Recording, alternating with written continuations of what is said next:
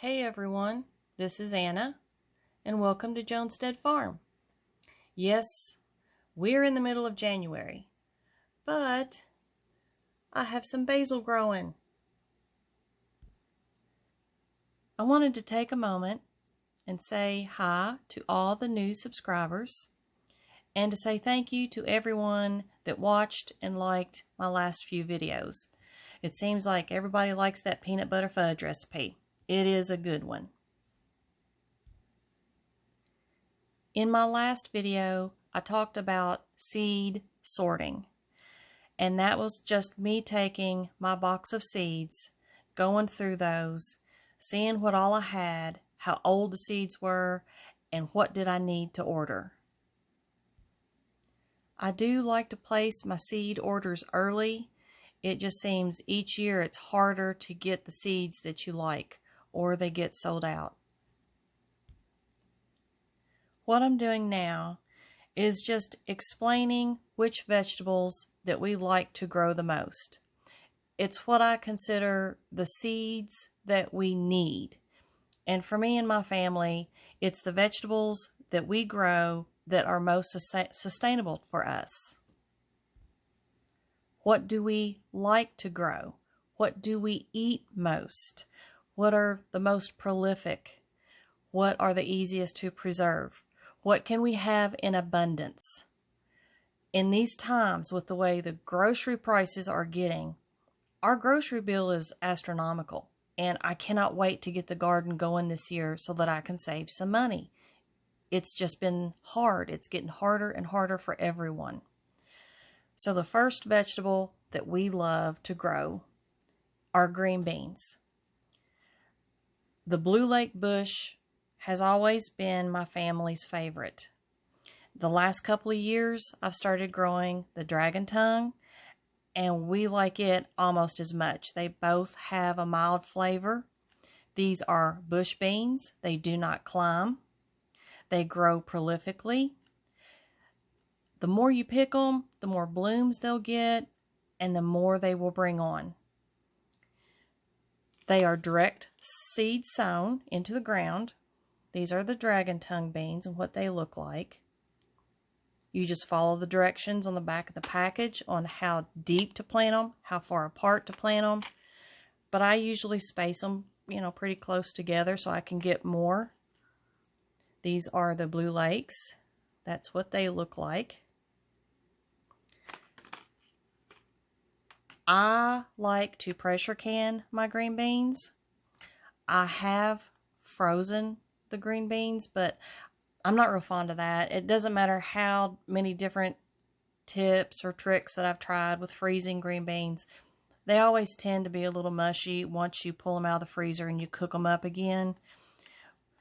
I like to pressure can them. So for the blue lakes, let me move these to the side.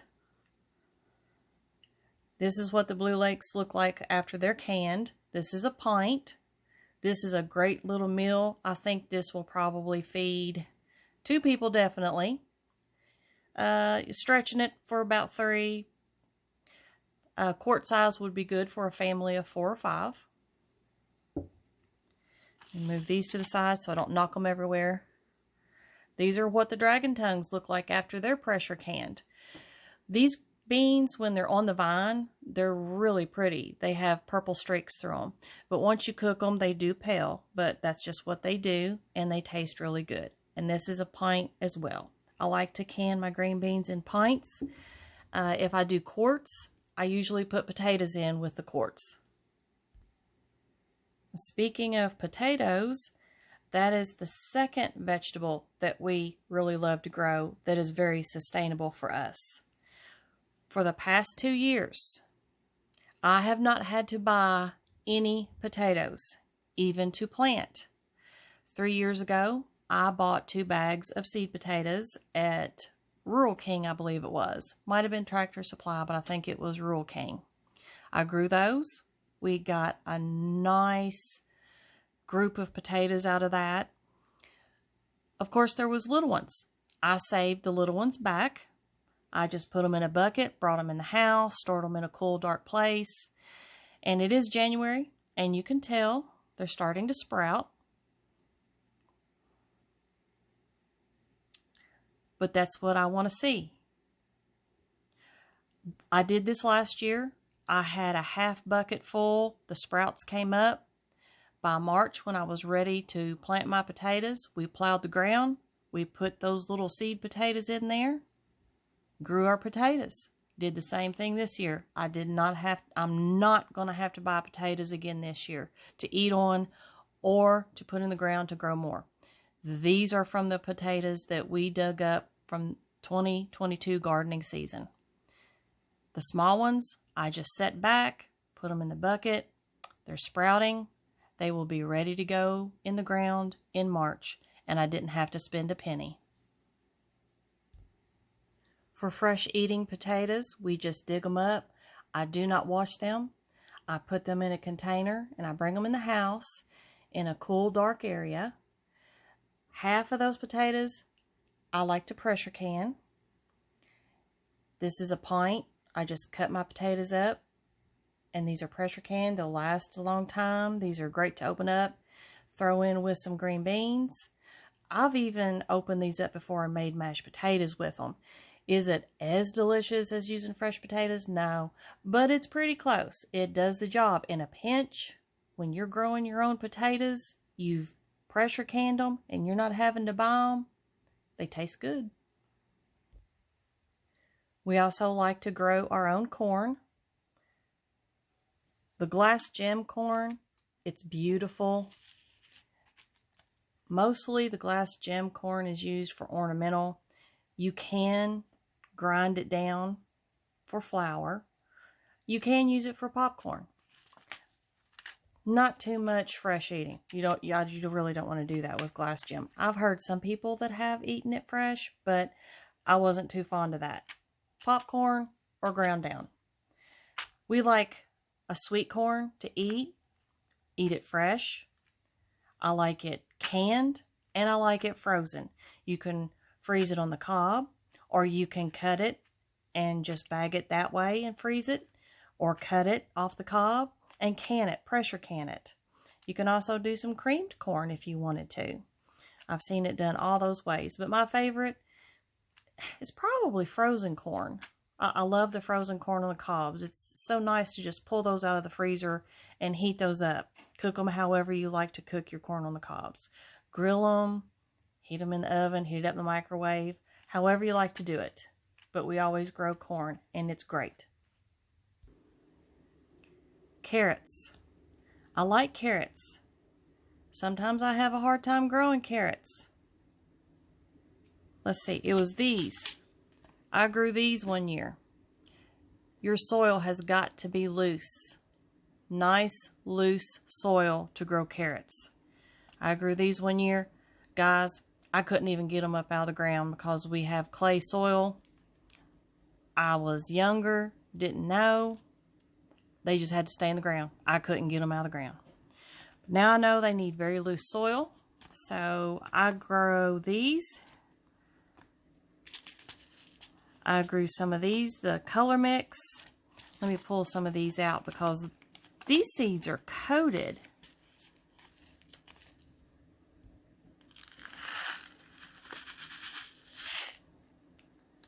If you can see, these carrot seeds are coated, so they're easier to handle. Plant spacing if you need to. I do like that they're coated like that. And these are different colors. I'm going to grow some Danvers half long, and I like the carrot cosmic purple. So we're going to grow these. You can freeze these, cut them up and freeze them. They do well. You can also can these. I like them both ways. And if you get enough, then you can have quite a few meals of carrots when you preserve them that way. Tomatoes. I have a whole bunch of different varieties of tomatoes. I kind of like to experiment and see what kind of different tomato flavors that I like. But if I was going to stick with a certain kind of tomato, it's going to be these that I've got down on the table. I like the Aunt Ruby's German green just because it's a green tomato, and we love fried green tomatoes. You can make green tomato relish with these. These grew great. They were prolific, and they tasted really good. These two, the Martino's Roma and the Amish Paste, these are great sauce tomatoes. If you're wanting to do tomato sauce, spaghetti sauce, anything that has to, you need a thicker, it's these two. I had so many of these tomatoes on the vine that they were falling on the ground and I couldn't even get to all of them. I had friends that came out and picked off of these tomato plants, and they just kept on and kept on producing. It was wonderful. But they're a little bit smaller tomato, but they're meatier and they make great sauces. I'm not going to lie to you. It can be a little time consuming when you are making your own tomato paste, tomato sauces, that kind of thing. But it is worth it because they taste wonderful. I love this for a fresh eating tomato. And when I have enough of these left over, I'll just add them with the paste tomatoes to make my sauces. But I really like these to just go out to the garden for a red tomato and slice it up and cut it up and have it with dinner. They grow really well. They freeze well. They can well. I love me a good yellow tomato, y'all. Love them. My favorite, absolute favorite so far is the Dad Sunset. These are delicious. I love it being summertime. Wake up in the morning, I have a cup of coffee. I'll go up to the garden, pick me a couple of beautiful orange Dad's Sunset tomatoes, bring them down to the house, wash them up, slice them up. I will season them with a little bit of onion powder, salt, and pepper, and then cook up a big breakfast and have these sliced tomatoes to go with our breakfast, and it is wonderful. I love these.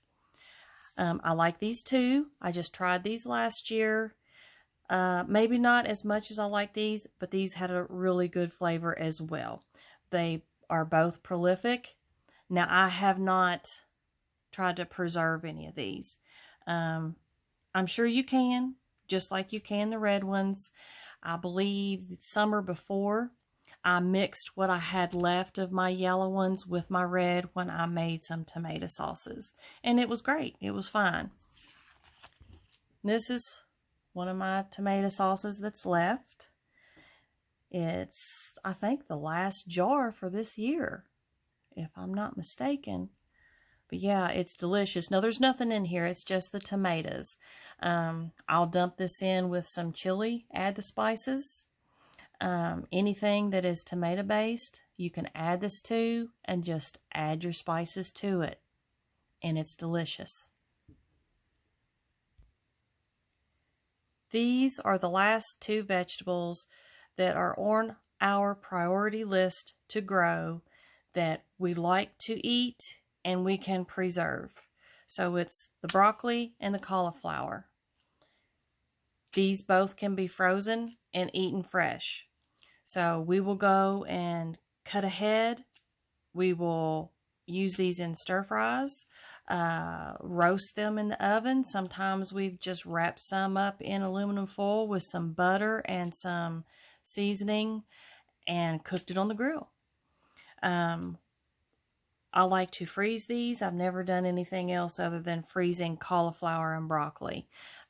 Blanch it really quick and put it in your freezer bags and stick them in your freezer, and it's great to have these. Fresh eating is wonderful through the year. We don't grow too much in the summer just because the bugs get to them. You cannot stop the bugs on these when it is the heat of the summer. So we do early spring growing and then late fall. Sometimes where I'm at in Kentucky in 6B, the fall growing season can be a little tricky with these because we still have bugs up until November. So sometimes it still can be hard to get these bug-free grown in the fall. But that is my list of the items that we feel we need to grow, that we eat, that are prolific growers, easy to preserve these items, and will sustain you. These are the things that will sustain you and save you money from the grocery store. So I hope that helped, and we will see you next time on Jonestead Farm.